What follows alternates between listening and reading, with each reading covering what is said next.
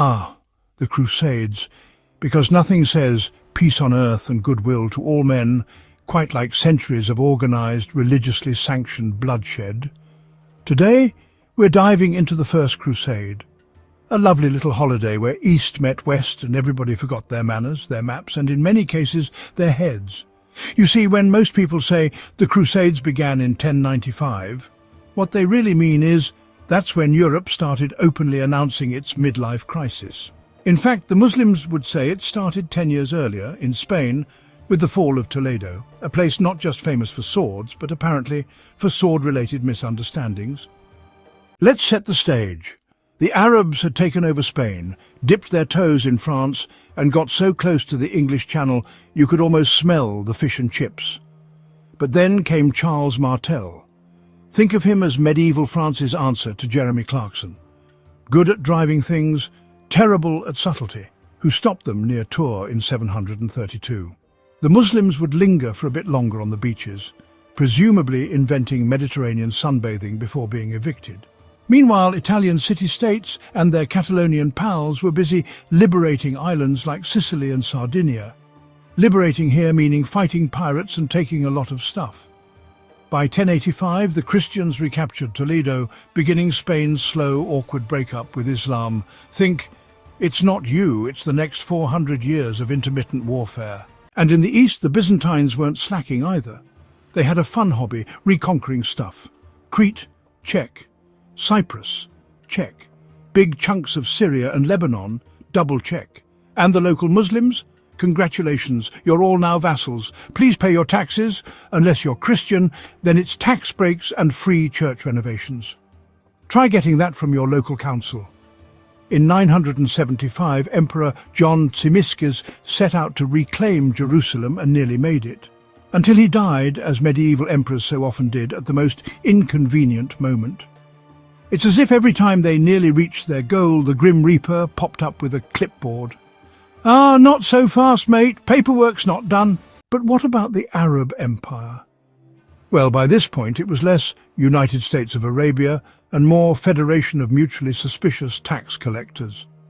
Provincial governors ran their patches like dodgy franchise managers, kickbacks, oppression, and about as much innovation as a medieval fax machine. No wonder revolts kept popping up. In Egypt, population plummeted due to charming things like mismanagement, oppressive taxes, and Coptic uprisings.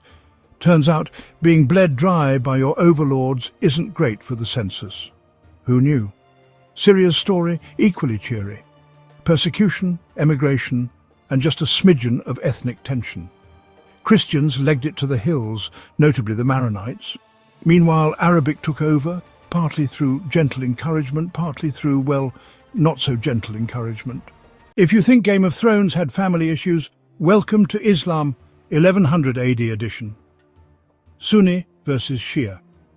After a few assassinations, betrayals, and a surprise appearance by the Fatimids in Egypt, the Muslim world was now a complex web of alliances, grudges, and awkward family dinners. Despite all this, Christians still flocked to Jerusalem. Pilgrimage was big business. Bring your sick, your lame, your uncomfortably devout, and try to spot the actual tomb of Jesus beneath a temple to Venus and the ruins of Constantine's DIY project. For a while, Christians and Muslims got on as well as you'd expect for neighbours who occasionally borrowed each other's cities. But by the 10th century, things got spicy. Christian processions attacked, churches torched, patriarchs barbecued alive, not exactly the spirit of the Gospels. Then came Caliph al-Hakim.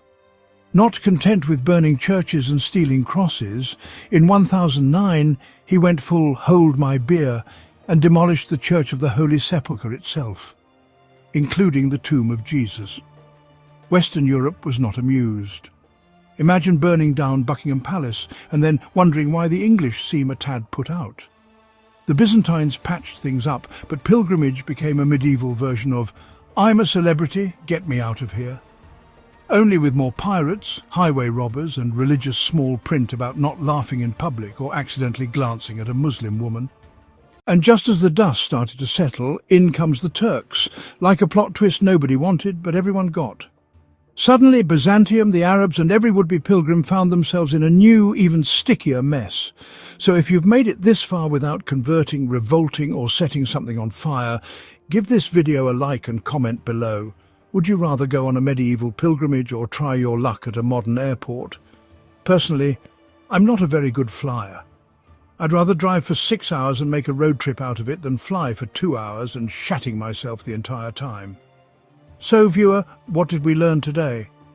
If history teaches us anything, it's that nothing brings people together quite like their mutual hatred for each other's architecture, language, and inherited grudges.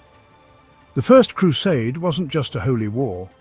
It was a family feud with extra steps, more swords, and an alarming disregard for travel insurance. Until next time, travel safe, avoid angry caliphs, and as always follow for more history with a drenching of sarcasm and dread.